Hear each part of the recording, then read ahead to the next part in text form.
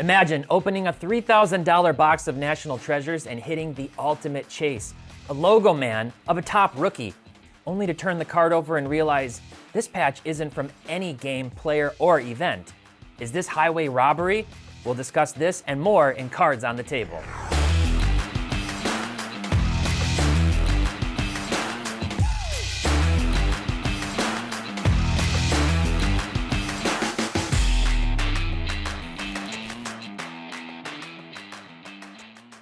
Hey everyone, welcome back to another episode of Cards on the Table, our fast-paced talk show where we discuss a wide array of topics from the world of sports cards. My name is Tyler Nethercott, better known as T-Pott, back with Doug and Ben, while Jeff's away exploring beautiful Japan. And we have a great lineup of topics today, including, is select football completely ruined?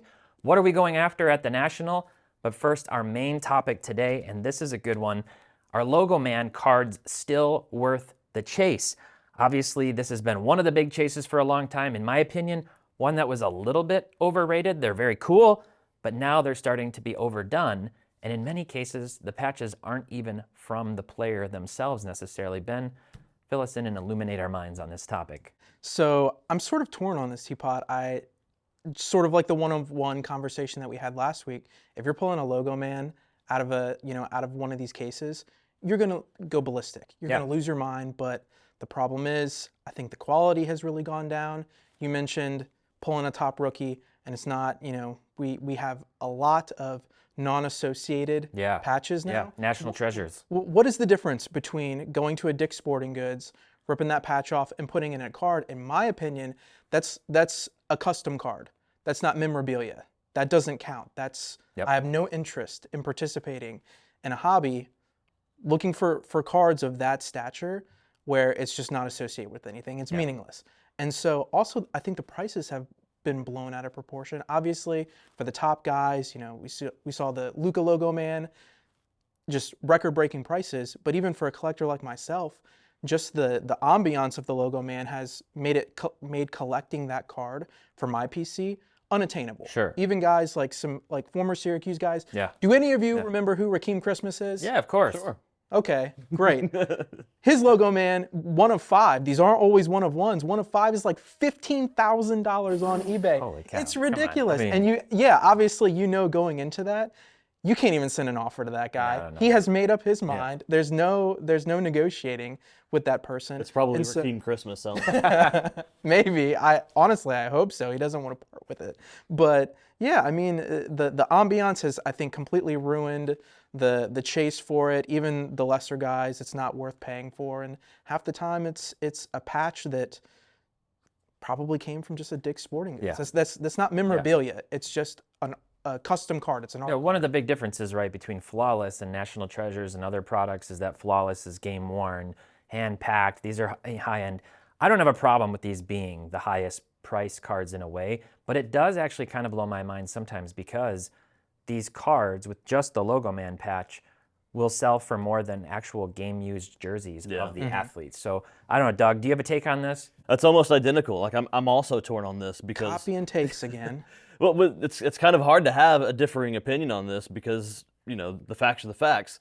A lot of times these aren't one of ones, and that's a problem. A lot of times we're seeing now that they're not associated with any specific game, player, whatever, and that's a problem. The Logoman can be a really awesome, very prestigious chase if it's done right. If it's a one of one, if it is from a game-worn jersey and it's not from like a basketball or it's not some random unaffiliated piece of cloth. If it's done right, it can be a really, really cool chase when it's in those higher end products.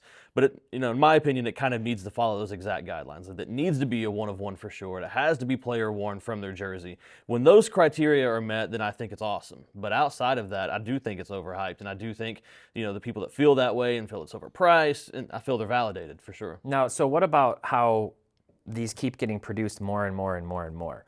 Like we're seeing every year from here forward. I mean, Panini's going to run out of tape in terms of their ability to produce these. But let's say Topps kept these going forward into the future. At what point does this become cheapened? Because in my mind, I talked about this in the past, but I actually think the modern day PMG, in terms of its luster, is kind of the Logoman. It's the big thing that everybody talks about. but now they're just making them more and more and more. We're going to get to the point where Luka will have like 250 Logoman cards. Absolutely, and I think we've already started to go down that road a little too far.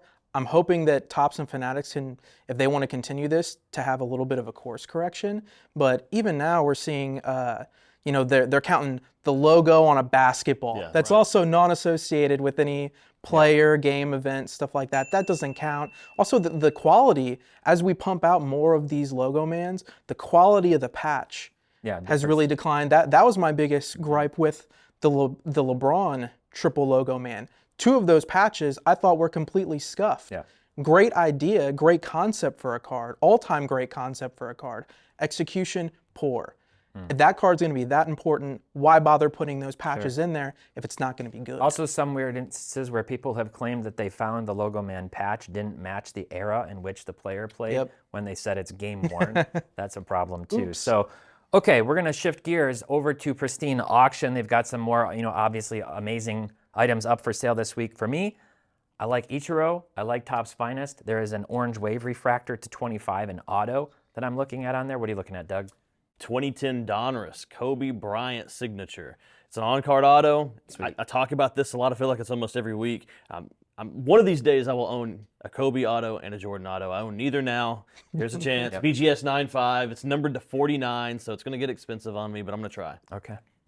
All right, T-Pott, you're a Drew Brees super fan. I know you've talked about him a lot. 2011 SP Authentic Gold Auto, numbered to 5. I think right now, we're filming this on Wednesday. It's like $100. Way too low. All-time great QB. Got to get higher. That's amazing.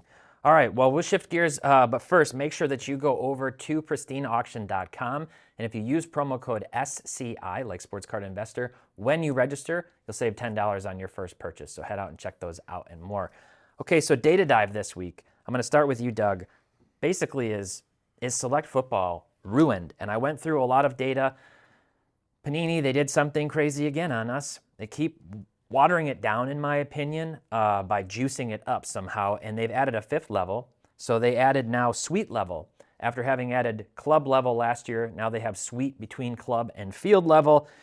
They did something wonky where now not all of the rookies are in every level like they have been in past years. So you have Chris Olave in every level, and you have Brock Purdy, the main chase in the product, only in 2 of the levels. Olave, we talked a little bit about this last week. Olave has 37 1-of-1s in the entire checklist. He has 51 parallels from the base checklist, 10 or under. So you get people getting super excited about a number to 7 and a number this. That doesn't include the supposed ultra rare case hits that aren't numbered. Select to me is now a mirage. What do you think? Yeah, so, this started in 2020. Yeah. 2020 is when the product shifted from being a hobby-only product to adding retail formats. And that is kind of what did the product in, because they started adding multiple new forms of die cuts and extra parallels and a 4th level. And now we've got a 500 card checklist, 5 different levels, who knows how many die cuts. Select is not what it used to be. There was a period in time pre-2020 when that was the best product in my opinion. I loved Select, absolutely loved it. Tie-dyes are some of my favorite chases, period. Yes. But it's not that anymore. So what this product is now is maybe a fun rip, especially at the retail level, depending on what the prices are right now. I think Megas actually might be pretty expensive still, like $60. Yeah.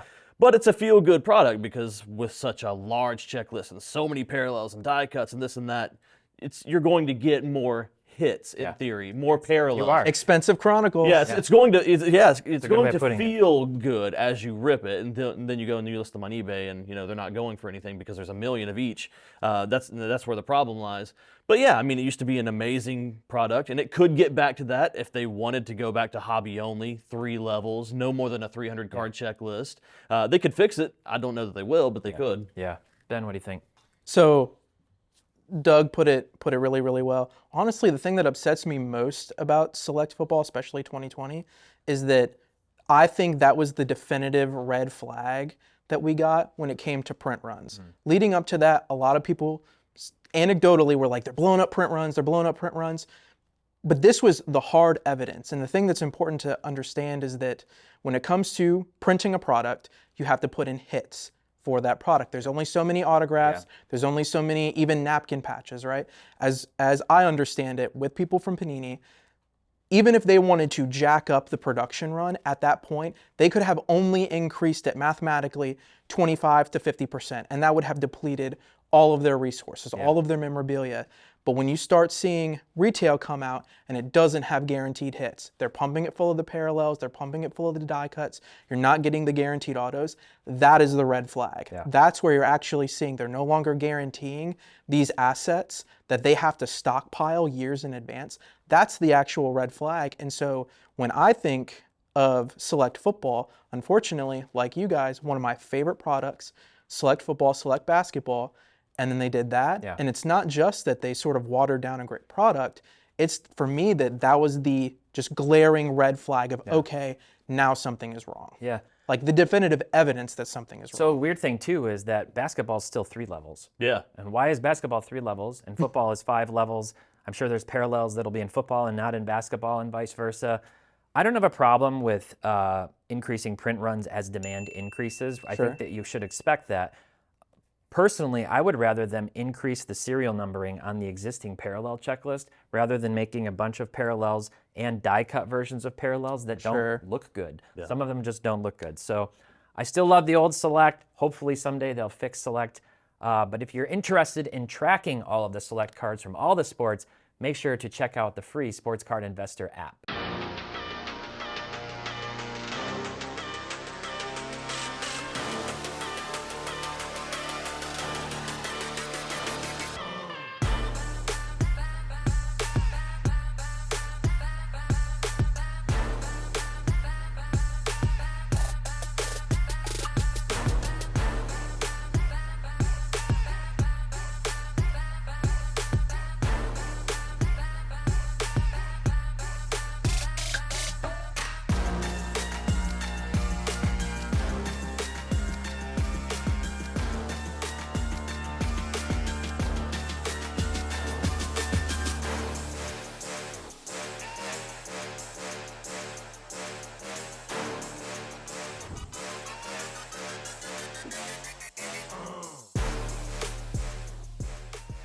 All right, guys and gals, make sure to go check out that free Sports Card Investor app and download it in the App Store, available on Android and Apple. Now we're shifting gears over to our mailbag, which is the topics that you give us every week. So let us know down in the comments what you'd like us to discuss next time around.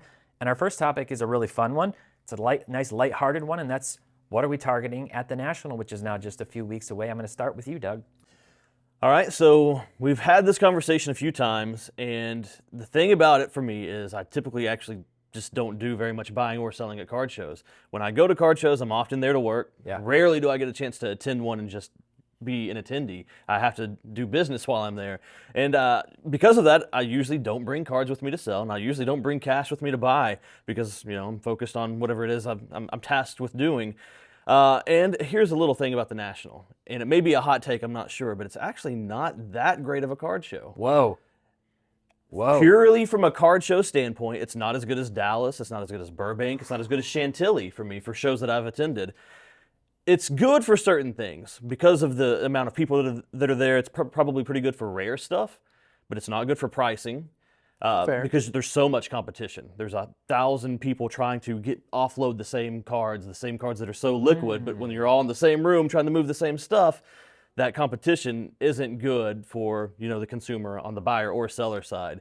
So for me, I'm probably only going to buy something if I see something that might complete one of the sets that I'm building, or if I see something super rare that just doesn't pop up that often that I have a chance at. That's certainly a hot take. I'm starting to think Doug just really likes helping our algorithm by stimulating comments down below. I don't agree with that, but I'm going to let you weigh in, Ben, and then maybe if there's time, I'll have some thoughts. I have a pretty extensive shopping list. I'm supposed to be working. They've signed me up for a bunch of stuff. I'm not doing any of that. I'm just hitting the floor. You know, I think this is a great opportunity for super liquid stuff. I'm not super interested. The National is where I like to find stuff that is a little more off the beaten path. That's an opportunity where I see, okay, I want to build up my Chipper Jones collection. I'm going to be hitting the dollar bins. That's a great opportunity to do that. Hopefully just be able to come back with hopefully a couple hundred cards or something like that of unique chippers. Diving into some more vintage, great opportunity to find T206 stuff, 33 Gaudy stuff. That's something I've tried to dabble in a little bit that have Braves connections. Hope to find some of that stuff there. Obviously, I'm always looking for gold Trae Youngs. In person at card shows is some of the best opportunities that I found to find those. But other than that, I'm not going to be searching for Trevor Lawrence or, I've started to buy a little bit of Ronald Acuna. Will not be doing that at the National more than likely. Prices are going to be a little wild. I agree with you, T-Pott. The National is a great card show, but Doug isn't exactly wrong. As much as I hate to say, when it comes to prices, it's gonna be better. Finding stuff on eBay. Yeah, some days are better than others. I had a great show last year with the items that I did pick up. I was selective. I think you find a lot of things there that I just don't see other places. Dallas is very ultra modern. Chantilly's very vintage. So this is just, there's everything. You got to find the dealers who want to work with you. That's easy to sort out early on. I'm probably going to be looking to sell a lot or trade just because I have a lot that I need to do and I need to rebuild my bankroll for my PC stuff. So yeah. Okay, good feedback. Last question. This is another fun one. What is our favorite generation for sports cards? What's our favorite era? Ben, what about you? So when I think about this, it's two eras specifically. Well, I think of a decade and then I think of more of an era. So obviously I'm a 90s baby. Yeah, baby. So 90s cards, even though the overwhelming majority of that stuff is junk, I really don't care. It's where, it's when I fell in love with the hobby as a child. My first Chipper Jones cards were obviously in the early 90s, those early rookie cards of his. So there's going to be nostalgia there, but also stuff that isn't junk. Some of my favorite inserts, obviously Big Men on Court, Skybox stuff, Slam Cam, some of the other stuff like Dunk and Go Nuts, all of that stuff from the 90s I think is absolutely fantastic.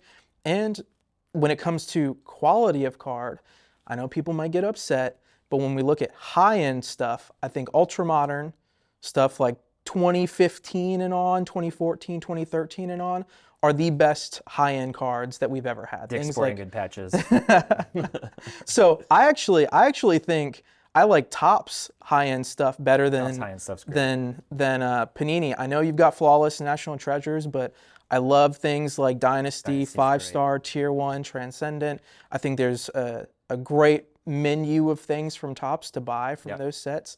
And they're absolutely wonderful. And so when I think of high-end stuff, I think of ultra-modern, actually. Nice. I love the 90s. I agree with that. What about you? So I started collecting in the early 90s. So when it comes to pure nostalgia, anything that's very late 80s, early 90s, I have some sort of sentimental attachment to, and I still collect Bo Jackson junk wax now. I have a bunch of junk wax era Bo Jackson slabs. I'm going to keep adding to it because I think it's a lot of fun. Then as the cards started to evolve and we started to get much cooler inserts into the mid-90s, I was a big basketball insert guy for the most part. As long as it wasn't something hideous like Jambalaya, I would look forward to picking that up. But that's purely on the collector side. Now, when it comes to investing or buying and selling, trying to flip stuff, it's all ultra modern. You just have to be tapped into the last 5 or so years of ultra modern. For me, basketball and football, and that seems to be a lot better. Now it's more volatile, but that's what kind of gives you the opportunity to make more profits, right? Sure. So avoid risk to what extent you can, but ultra modern for flipping, anything older than that for collecting. Cool. I love the 90s, specifically like 96 to 99 when those inserts really got thoughtful and creative. That was kind of my heyday. I also really like the 2000s, Topps Chrome, Topps Finest, and Topps Pristine. Those 3 sets in particular from the 2000s. That era, I had a lot of fun watching sports. That was probably the most I've ever watched sports in my life, just college, post-college. So a lot of great athletes that I have fond memories of. That does it this week. Gentlemen, that's the episode. Make sure to leave us your comments and questions down below that you'd like us to answer next time around. And make sure to download the free Sports Card Investor app. Thanks so much for watching. Happy investing. Keep on collecting and make sure to have fun.